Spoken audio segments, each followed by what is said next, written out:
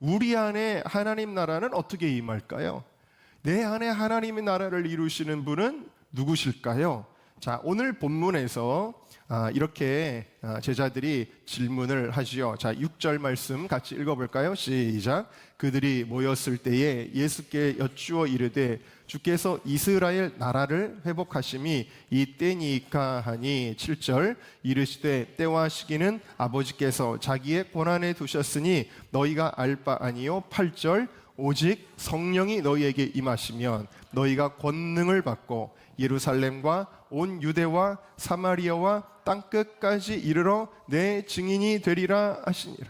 자, 예수님의 제자들은 어떤 국가적인 이스라엘의 회복을 예수님께 질문을 하였는데, 예수님은 아까 말씀드린 대로 보이지 않게 임하시는 하나님의 나라, 우리의 심령 속에 임하시는 하나님의 나라를 설명하시면서 어떤 일이 일어날 것을 말씀하셨냐면, 오직 성령이 너희에게 임하시면. 할렐루야. 자, 성령이 오시면 그 나라가 임할 것이다. 성령이 오실 때 그 나라가 확장될 것이다.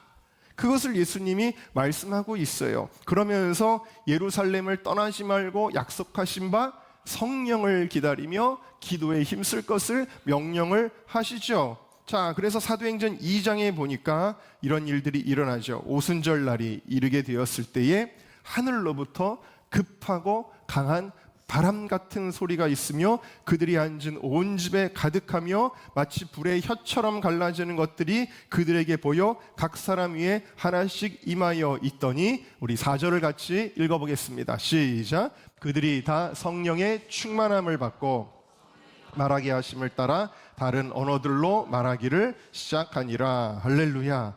자, 예수님이 말씀하신 대로 성령이 충만할 때에 그들의 심령에 하나님 나라가 임하는 거예요. 네. 그리고 나서 그 결과들이 생겨나게 되는데, 이 제자들, 예수님 모른다고 부인했던 이들, 옷이 벗겨지는 줄도 모르고 도망쳤던 이 예수님의 제자들이 그 핍박의 상황 속에서 전혀 굴하지 아니하고 두려워하지 아니하고 그들이 성령의 충만을 받으니까 어떻게 해요? 뛰쳐나가는 겁니다. 뛰쳐나가서 예수님이 하나님의 아들 되심과 십자가 구속과 부활의 사건을 증거하게 되어지는 것입니다. 할렐루야. 그러니까 놀라운 것은 이 제자들이 선포할 때에 사람들로부터 정말 조롱받고 핍박받는 존재였던 그들인데, 마치 사마리아 우물가의 여인이 사람들에게 천대받던 한 여인이었음에도 불구하고 이제는 그녀의 말을 듣고 사람들이, 동네 사람들이 다 예수님께 나왔던 것처럼 이 제자들이, 아니 저들은 무식한 어부 출신 아니야? 하는 그 제자들이 선포할 때 어떤 일이 일어나요? 사람들이 막 마음의 감화와 감동을 받고 회개하기 시작하는 거예요. 그래서 우리가 어떻게 합니까? 우리가 모르고 예수님을 십자가에 못 박았습니다. 가슴을 치며 얘기할 때 베드로가 그들에게 뭐라고 말씀하냐면, 너희가 세례를 받고 죄사함을 받으라. 예수님의 이름으로. 그리하면 성령의 선물을 받으리니. 그러면서 어떻게 돼요? 그 회개하는 군중들 가운데도 성령님이 임하시게 되었다라는 거예요. 그러면서 부흥이 일어나는 놀라운 역사가 사도행전에 나타나게 되는데, 그 말을 받고 세례를 받는 사람의 수가 하루에만 3,000명이나 되었다. 그리고 그들이 계속해서 기도하기를 힘썼다. 그러면서 이 초대교회에 나타난 부흥의 역사를 43절부터 이렇게 보여주고 있습니다. 43절 읽어볼까요? 시작. 사람마다 두려워하는데 사도들로 말미암아 기사와 표적이 많이 나타나니. 여러분, 하나님 나라가 임할 때 기적과 이사가 나타나게 되어지는 줄로 믿습니다. 44절을 읽습니다. 믿는 사람이 다 함께 있어 모든 물건을 서로 통용하고. 45절. 또 재산과 소유를 팔아 각 사람의 필요를 따라 나눠주며. 여러분, 세상의 인본적인 사회주의적인 그런 체제들은 어떻게 해요? 가진 자의 것들을 강제로 빼앗아서 가난한 사람들에게 주고 평등한 세상을 만들겠다고 하지만 그것은 마귀적인 것이죠. 하나님 나라가 작동할 때는 어떤 일이 일어나요? 내 것, 네 것이 없을 정도로 사랑으로 충만해지더라는 거예요. 내 것에 대한 소유욕 자체가 사라지더라는 거예요. 그래서 부족한 사람이 없을 정도로 사람들이 모든 것을 통용하는 사회가 되었다.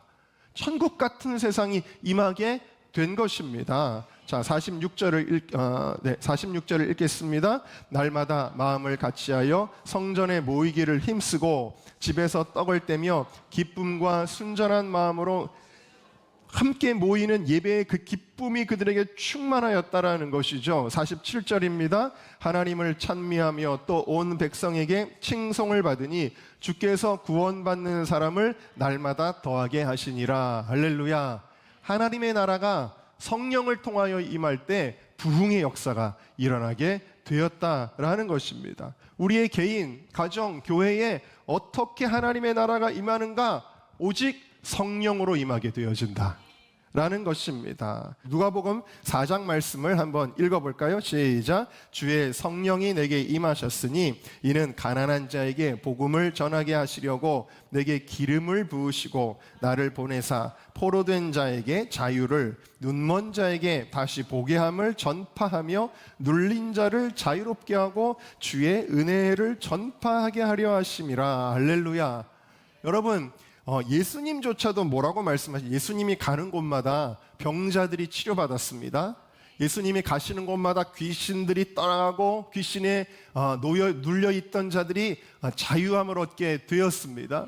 예수님이 가시는 곳마다 포로된 자들이 자유를 얻고 눈먼 자가 다시 보게 되었다라는 사실이에요. 자, 근데 예수님이 이렇게 가는 곳마다 하나님의 나라가 작동하고 하나님의 나라가 임하는데 예수님이 이 일을 어떻게 하셨느냐? 주의 성령이 내게 임하셨으니. 할렐루야.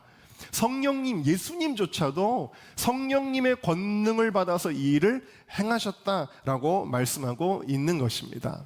얼마 전에 그 탈동성애 운동을 열심히 하시고 많은 동성애자들을 복음으로 변화시켜서 하나님의 거룩한 자녀로 삼는 일에 일생을 바치셨던 이요나 목사님이 76세의 일기로 세상을 떠나셨지요. 자, 근데 이분은 이제 여러분들도 아시겠지만 어려서부터 동성애자의 기질을 가지고 살았습니다. 그것을 어머니가 알게 됐는데 너무나 기가 막혀서 너무 가슴 아파하다가 그 어머니가 신앙이 없으니까 어떤 방법을 생각했냐면 이 아들이 이렇게 살면 안 되겠다. 내가 이 업보를 지고 가야 되겠다. 그러면서 자기가 어머니가 스스로 목숨을 끊었어요. 그러면서 유언을 남겼는데 뭐라고 유언을 남겼냐면 너의 그 업보는 내가 지고 갈 테니 너는 정상적으로 살아라. 이렇게 유언을 남기고 죽은 거예요. 여러분, 그러니까 그 아들의 심정이 어떻겠어요? 어머니를 그렇게 좋아했대요. 근데 그 어머니가 자기의 그 동성애의 업보를 지고 가겠다고 자살을 해버렸으니 그 아들이 얼마나 마음이 기가 막히겠습니까? 얼마나 슬프겠습니까? 이제는 내가 더 이상 이렇게 살면 안 되겠다라고 그렇게 해야 되지 않겠어요? 근데 어머니가 돌아가신 건 너무 슬프고 너무 마음 아프지만 어머니가 그런 유언을 남겼다고 해서 그 문제가 전혀 해결되지는 않았습니다. 그의 삶은 더욱 피폐해졌습니다. 수많은 방탕한 삶을 살다가 여러 가지 약에도 손을 대고 그러다가 감옥에도 갇혀서 수감 생활을 하기도 하고 완전히 망가진 인생을 살았는데 그가 우연한 기회에 누군가의 전도를 받아서 놀랍게도 예수님을 영접하게 되어지죠. 그리고 예수님을 영접하고 그가 이제 일본으로 이제 가야 있을 때인데 그가 거기서 특별히 어떤 목사님을 만나게 되었냐면 히라노 코이치라고 하는 목사님을 만났습니다. 이 히라노 코이치 목사님은 우리나라에도 와서 일제가 예전에 우리나라를 학대했던 것에 대한 사죄하는 것도 했던 아주 훌륭한 목사님이신데 그 목사님에게 큰 감화를 받고 그가 이제는 내가 모든 죄를 버리고 모든 죄를 청산하고 주님의 뜻대로 살아야 되겠다. 그래서 동성애의 죄도 끊고 나는 이제 주의 종이 될 거야. 그런 이제 소망과 기대를 가지고 신학교를 다니게 되었습니다. 그래서 신학교를 한 2년쯤 다녔을 때의 일이었어요. 근데 2년 만에 한국에서 누군가가 찾아왔는데 예전에 자기의 동성애자 애인이 찾아온 것입니다. 근데 그 애인을 다시 만나니까 그의 속에 있던 욕정이 다시 불일 듯 일어나기 시작했어요. 그리고 그 욕정을 참지 못하고 그만 2년 만에 다시 이 이오나 청년이 죄를 범하게 되었습니다. 죄를 범하고 나니까 얼마나 큰 좌절감이 오는지, 얼마나 절망감이 오는지, 내가 예수 믿고 새 사람 되어 주의 종이 되겠다고 이 길을 가고 있었는데 내가 어떻게 하다가 또 이 죄에 빠졌는가? 그래서 너무너무 절망감이 커서 이제 나는 살 가치가 없어. 하나님도 나를 버렸을 거야 라는 생각을 하고 자살을 결심하게 됩니다. 근데 죽기 전에 그에게 정말 사랑과 정성을 쏟아주었던 이 히라노 코이치 목사님 얼굴 한번 뵙고 내가 가야 되겠다, 그 생각을 합니다. 그래서 신학교로 가는데 마침 신학교에서 목사님이 강의하시던 날이었습니다. 강의실에 들어가니까 히라노 고이치 목사님이 강의를 하고 계시는데 그 강의실 칠판에 그 강의의 주제, 제목이 크게 써 있었습니다. 그 제목은 뭐라고 써 있었냐면 악령을 쫓으시는 예수 그리스도라고 써 있었습니다. 그 문구를 보는 순간 왜 나는 그러면 이 악령에 매일 시달려서 노예같이 살아가고 있는가? 왜 나는 여전히 죄의 노예란 말인가? 예수님, 왜 나는 해방될 수 없는 것입니까? 하면서 하나님께 그가 강의실 뒤편에서 속으로 절규를 하는데 그 순간에 성령께서 그를 다루기 시작합니다. 갑자기 바위돌을 치는 듯한 경험을 하고 그의 몸은 강의실에 있는 것 같은데 강의실에 있는데 마치 다른 곳에 와 있는 것 같은 그러한 느낌이었다고 합니다. 그러면서 놀라운 일이 생기는데 그의 몸에서 무언가가 빠져나가기 시작하는데 검은 연기 같은 것이 몸에 있는 모든 구멍으로부터 다 빠져나가는 겁니다. 입으로도 빠져나가고 세포로부터도 다 빠져나가서 그것이 검은 연기들이 온 몸에서 계속해서 빠져나가더니 토네이도처럼 막 회오리 바람을 치면서 하늘로 올라가서 그것이 사라져버리더라는 것입니다. 그러면서 그 연기가 올라갈 때에 주님의 음성이 들리는데 그 주님의 음성은 예수님께서 십자가를 지시고 숨을 거두시기 마지막에 하셨던 그 말씀, 그에게 들리는데 그게 뭐냐면 다 이루었다, 그게 들리는 거예요.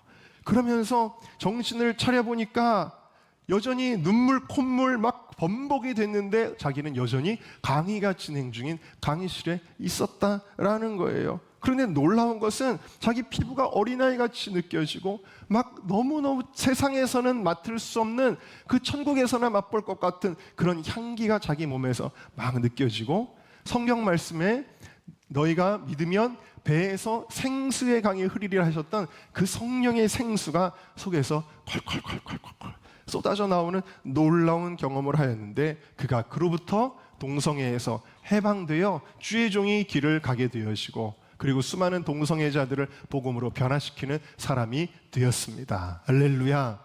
여러분, 성령님이 한 청년에게 임하였을 때에 마귀의 통치가 떠나가고 하나님의 통치, 하나님의 나라가 임하였을 때 그 한 사람을 통하여 또한 하나님의 나라가 확장되는 놀라운 일이 일어나게 된 것이지요. 그래서 누가복음 11장 20절이 이렇게 우리에게 말씀하고 있습니다. 같이 읽어볼까요? 시작. 그러나 내가 만일 귀신을 쫓아낸다면 하나님의 나라가 이미 너희에게 임하였느니라. 여러분, 하나님의 나라, 이 나라라고 하는 것은 통치를 가리킨다고 했죠. 수많은 사람들이 누구의 통치를 받고 살아갑니까? 마귀의 통치를 받고 살아가는 거예요. 죄를 짓는 게 무엇입니까? 마귀에게 끌려다니는 것입니다. 어떤 사람은 예수를 주로 고백한다고 하지만 어떤 사람은 3대째, 4대째 모태신앙이지만 그럼에도 불구하고 여전히 내 삶의 주인은 예수 그리스도가 아니라 마귀가 되어서 죄의 노예가 되어서 그렇게 살아갈 때에 여러분, 하나님의 나라가 어떻게 임하는 거예요? 하나님의 손을 입어 귀신을 쫓아낸다면 하나님의 나라가 너희에게 임하였느니라 라고 말씀하는 것입니다. 그래서 여러분, 한 영혼이 예수님을 만나고 신앙을 갖는 것은 엄청난 영적인 전쟁입니다. 이번에 우리 청년들이 수련회를 가는데 우리 이제 이성민 전도사님이 저한테 자주 와서 여러 가지 힘든 일들, 어려운 일들 계속 기도를 부탁하고 그랬습니다. 그게 뭐냐면 이 수련회라고 하는 거는 한 인생이 변하는 시간이거든요. 한 인생이 변하고 예수님의 사람이 되는 시간인데 이걸 제일 싫어하는 게 누구겠어요? 마귀잖아요. 그러니까 마귀가 어떻게든 못 가게 하려고, 어떻게든 은혜 받지 못하게 하려고 계속해서 시험하고 방해하는 거죠. 그래서 이 수련의 기간의 준비의 과정부터 엄청난 영적인 전쟁이 막 일어나는 거예요. 한 영혼을 마귀가 포기하지 않고 안 뺏기려고 하는 것이고, 하나님은 또 그 영혼을 주님께로 인도하려고 우리에게 기도하게 하시는 것이고, 이런 영적인 치열한 싸움이 있습니다. 여러분, 그런데 제가 너무 칭찬하고 싶은 것은 우리 교육자들과 또 우리 청년들을 칭찬하고 싶은 것은 그 한 영혼을 포기하지 않더라는 것입니다. 야, 목사님 이래서 못 간대요. 그리고 포기하지 않더라는 것입니다. 이것이 주님의 마음이겠죠. 한 영혼이 하나님을 만나도록 계속 싸워 나갔다는 것입니다. 할렐루야. 네, 그래서 이번 수련회 때 정말 하나님께서 얼마나 우리 청년들, 학생들 만져주셨는지, 얼마나 강하게 임재하셨는지, 우리 청년들 가운데 귀신의 역사들을 물리쳐 주시고 하나님의 나라가 임하고 성령이 그들의 삶의 주인 되는 역사가 나타나게 되어진 줄로 믿습니다. 우리가 중고청 수련회 때 우리 인도에서 사역하시던 원정아 선교사님이 이제 여러 가지 강의를 했는데, 그 중에 참 마음에 감동이 되었던 게 영국의 윌리엄 윌버포스에 대한 강의였습니다. 이 윌버포스는 아주 좋은 집안에서 아주 좋은 교육을 받으면서 케임브리지 대학을 나오고 그런 아주 유망한 청년이지만, 그렇지만 너무 가진 게 많다 보니까 그냥 인생을 즐기며 살았어요. 술과 도박, 유흥에 빠졌던 사람이고 그냥 돈으로 정치인이 되었습니다. 21살 때 돈으로 정치인이 되었어요. 국회의원, 하원의원이 됐습니다. 그렇지만 내면적으로는 고뇌 가운데 지냈고 가혹하리란 만큼 자기에 대해서 정죄하고 비판하는 마음도 있었다고 합니다. 그러던 그가 1787년에 유럽을 여행하다가 한 신앙 서적과 성경을 읽는 도중에 회심을 경험하게 되어지지요. 그래서 1785년 후반에 영적인 회심을 통해서 기독교적인 것이 아니라고 생각되는 이전의 모든 습관들을 다 버리게 됩니다. 윌버포스는 흥청대고 거드름 피는 상류층들이 모이는 전용 클럽을, 거기 이제 클럽에 다 속해 있었는데 거기서 탈퇴하고 술을 마시지 않고 도박을 끊고 극장 가는 것도 끊었습니다.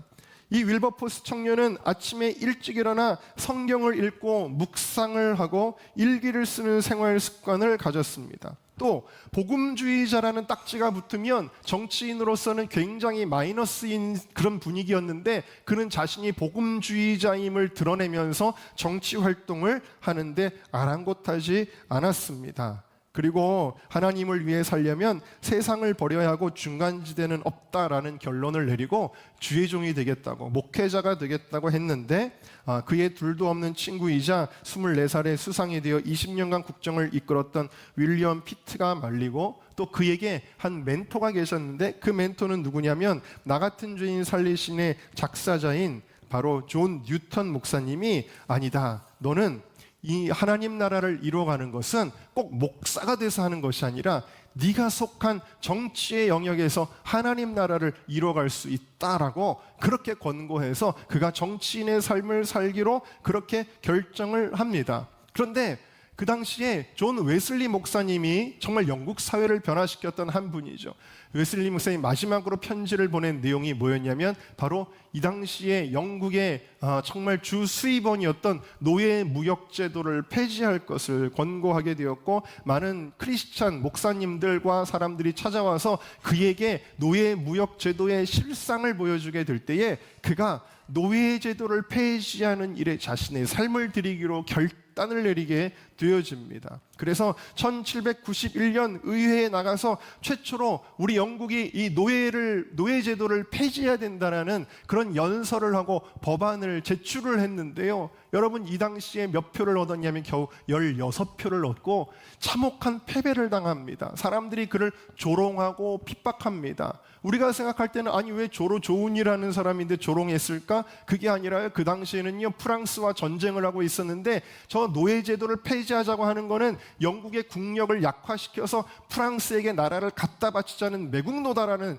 오늘날 우리나라로 말하면 전 친일파 같은 놈이라는 그런 조롱과 핍박을 받은 거예요. 노예를 폐지하는 일이 오히려 그런 아주 나쁜 사람으로 치부를 받고 사람들에게 아주 미움을 받았던 것입니다. 그래서 그가 11번이나 의회에 이 법안을 제출합니다. 1년에 한 번씩 열리는 의회에 정말 잘 준비해서 나가면 사람들은 무시하고 조롱하고 야유를 보내고, 그렇게 얼마나 수많은 조롱과 핍박, 반대를 겪으면서 그가 부를 잃고 명예를 잃고 몸의 건강을 잃고 몸에 통증이 있으니까 그게 마약인 줄도 모르고 아편을 먹었다가 아편에 중독이 돼서 건강을 또 해치고 이런 정말 피폐한 삶을 살았지만 그러나 하나님의 나라를 이뤄가기 위해 그는 포기하지 않습니다. 마침내 1807년에 노예 무역 폐지 법안이 드디어 통과되게 되어집니다. 그러나 그는 그것으로 멈추지 않고 노예 무역만 폐지한 게 아니라 노예 제도 완전히 폐지하는 것을 향해